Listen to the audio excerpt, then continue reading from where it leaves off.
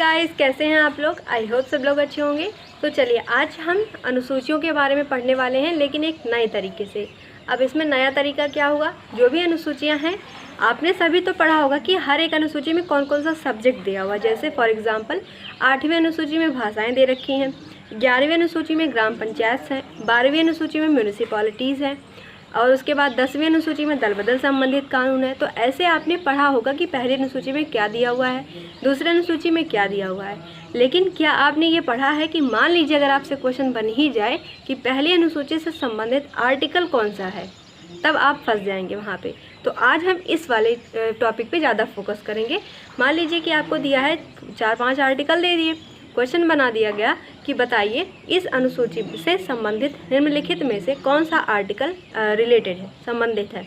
तब आपको वहाँ पर परेशानी होगी, क्योंकि आपने अभी तक केवल सब्जेक्ट पढ़े हैं, उससे रिलेटेड आपने अनुसूचियाँ पढ़ी होंगी, लेकिन उससे रिलेटेड आर्टिकल्स नहीं पढ़े होंगे। तो चलिए कुछ नए तरीके से पढ़ने की कोशिश करते हैं, क्योंकि ट्रेंड आप देख रहे हैं हर दिन हर पेपर पे चेंज हो रहा है।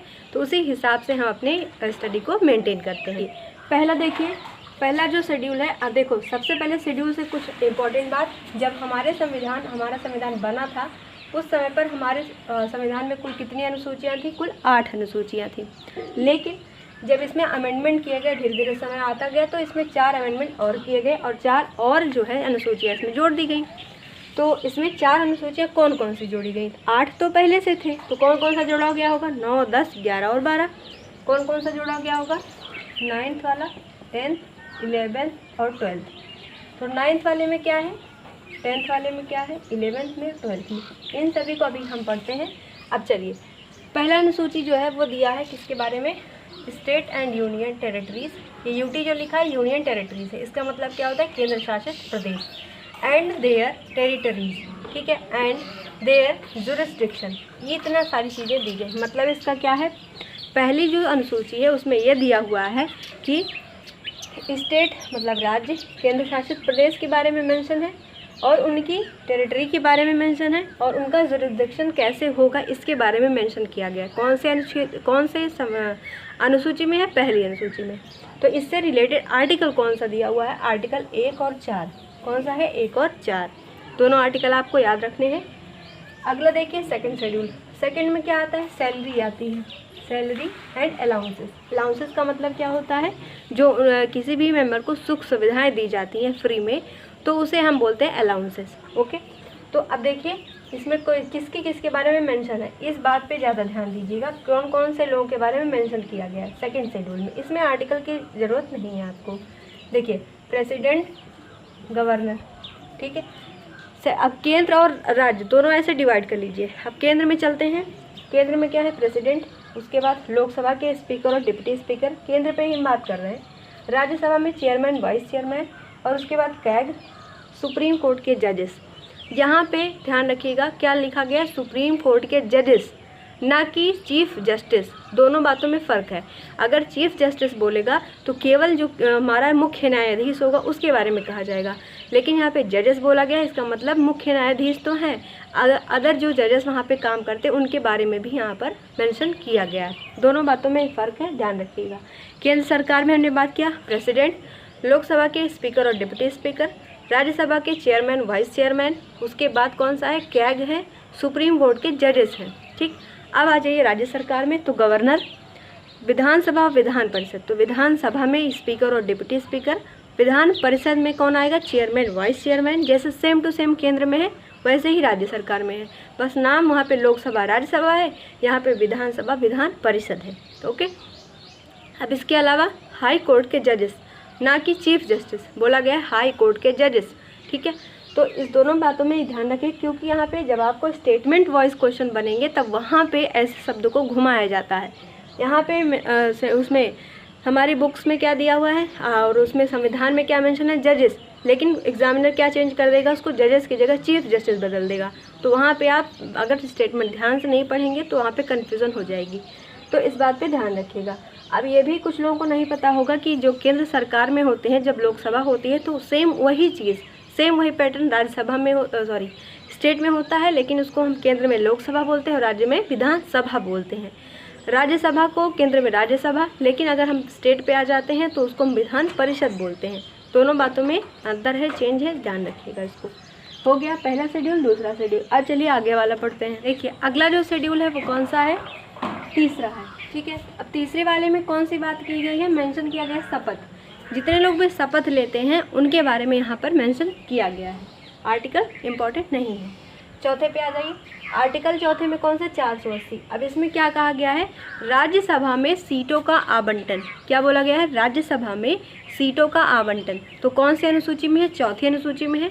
इसके लिए आर्टिकल कौन सा है, तो आर्टिकल ध्यान रखिएगा, चल जो है यहाँ पे 4 है और 80 है। दोनों आर्टिकल यहाँ पे मेंशन है। किसके लिए है, आर्टिकल 4 और 80 राज्यसभा में सीटों के आवंटन के लिए है। ओके, अब यहीं पर क्वेश्चन बना दिया जाए। मान लीजिए दे दिया गया 1 2 3 4। निम्नलिखित में से, क्वेश्चन ध्यान से सुनिएगा, निम्नलिखित में से कौन सा ऐसा आर्टिकल है जो कि राज्यसभा में सीटों के आवंटन के लिए मेंशन किया गया है। तब वहाँ पे आर्टिकल कौन सा होगा, article number 4। Same to same अगर ऐसे वहाँ पे आ जाए तो उसको भी आप ध्यान रखिएगा, 80 या फिर ऐसा कुछ मेंशन हो क्वेश्चन में, ठीक है। चलिए अगला देखिए क्वेश्चन। अगला वाला कौन सा शेड्यूल है, 5वां शेड्यूल। 5वें शेड्यूल में क्या कहा गया है, एडमिनिस्ट्रेशन। अब कौन सा एडमिनिस्ट्रेशन है, शेड्यूल एरिया और शेड्यूल ट्राइब्स के लिए है। आर्टिकल 244 है। दोनों चीज़ें आर्टिकल 244 ध्यान रखिएगा। 5वें अनुसूची में ये सब मेंशन किया गया है। अभी देखिए मेरा फोकस सिर्फ इस पे है कि आप ये चीज़ ज़्यादा ध्यान देके पढ़ें। कौन सी चीज़, आर्टिकल्स को। अब देखिए क्वेश्चन 100% बनेगा, क्योंकि नया क्वेश्चन तो उसमें से निकाल नहीं सकते, उसी को थोड़ा बहुत हम अदल बदल करेंगे, तो इसको ध्यान रखेंगे आप। चलिए अगला देखिए कौन सा है, आर्टिकल 6वीं अनुसूची और 7वीं अनुसूची। तो 6वीं अनुसूची में क्या क्या दिया है, इन 4 राज्यों के एडमिनिस्ट्रेशन के बारे में कहा गया है। 4 राज्य कौन कौन से हैं, असम, मेघालय, त्रिपुरा और मिजोरम।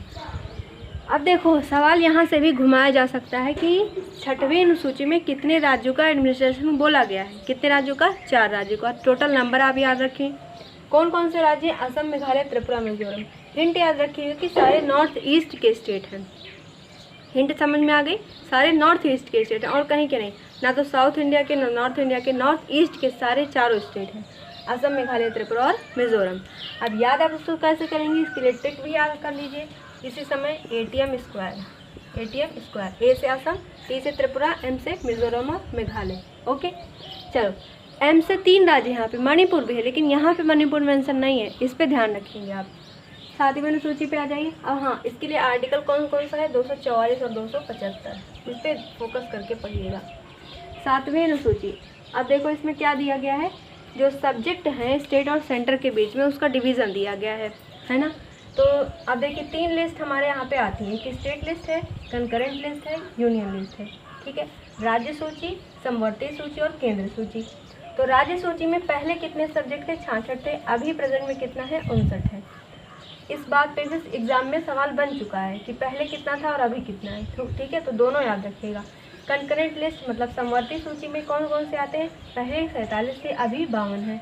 यूनियन लिस्ट में पहले 97 थे, अभी 98 है ना। देखो अब कंकरेंट स्टेट लिस्ट में क्या होगा, ऐसी चीज़ें वहाँ मेंशन होगी जिस पर राज्य सरकार अपना कानून बनाएगी। यूनियन लिस्ट में क्या होगा, ऐसी चीज़ें जिसमें केंद्र सरकार अपना जो नियम है वो बनाएगी। लेकिन समवर्ती सूची में यही चीज़ चेंज हो जाती है। समवर्ती सूची में क्या होता है, इसमें राज्य सरकार स्टेट, क्योंकि दोनों लोग उस पर कानून बना रहे हैं। ओके चलिए अगला देखते हैं कौन सा है, 8वीं अनुसूची। इसको बहुत ध्यान से पढ़िएगा। आर्टिकल 344 और 351 है। इसमें पहले कितनी भाषाएं आती थी, 14, अभी वर्तमान में कितनी भाषाएं हैं, 22। दोनों भी याद रखिएगा।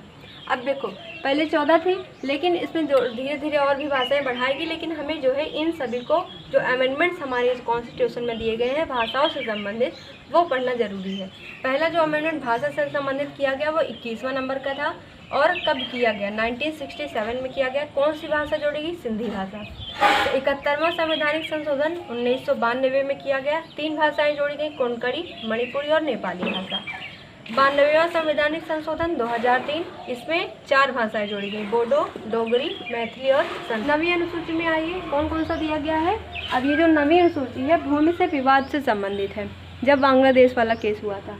तो कौन सा आर्टिकल इसके लिए आएगा? 31B। ओके। कौन सा संवैधानिक संशोधन किया गया? पहला संवैधानिक संशोधन 1951 में किया गया। ठीक है। 10वीं अनुसूची पे आ जाइए। आर्टिकल 102 और 191 है। कौन से संवैधानिक संशोधन के तहत इसको जोड़ा गया था? 52वां संविधान संशोधन 1985। इस टाइम किसका है? राजीव गांधी जी के समय पर। क्या जोड़ा गया? एंटी डिफेक्शन लॉ, मतलब दल बदल संबंधित कानून बनाया गया। इसके लिए 10वीं अनुसूची को जोड़ा गया था। अगला देखिए 11वीं अनुसूची। कौन से आर्टिकल इसमें मेंशन है? Article 243G। 73rd constitution amendment act 1992 के तहत इसको जोड़ा गया था 11वीं अनुसूची को। कितने सब्जेक्ट आते हैं? 29। इस पे क्वेश्चन बना है पेपर में, याद रखिएगा। 12वीं अनुसूची पे आ जाइए। Article 243W। कौन से संवैधानिक संशोधन के तहत इसको जोड़ा गया? 74वां संवैधानिक संशोधन 1992। कितने सब्जेक्ट हैं? 18 सब्जेक्ट हैं। अब देखो 11वीं में क्या आता है? पंचायत के बारे में मेंशन है, पंचायत। और जो 12वीं अनुसूची है वो नगर पालिका के लिए। किसके लिए है? नगर पालिका के लिए। ठीक है, ये हो गया। तो आई होप सारे आपको समझ में आ गए होंगे। मैंने आर्टिकल के से इसको पढ़ा दिया है। अब आपके लिए कोई परेशानी नहीं हो। यहाँ से अब कोई भी क्वेश्चन ऐसा नहीं हो सकता जो आपसे ना बने। बस आपको यही करना है, अच्छे से उसको पढ़ के नोट करना है। ठीक है। वीडियो को ज़्यादा से ज़्यादा शेयर करिएगा, वायरल कर दीजिए इसको प्लीज़। अब मिलते हैं अगले वीडियो में, तब तक के लिए थैंक यू।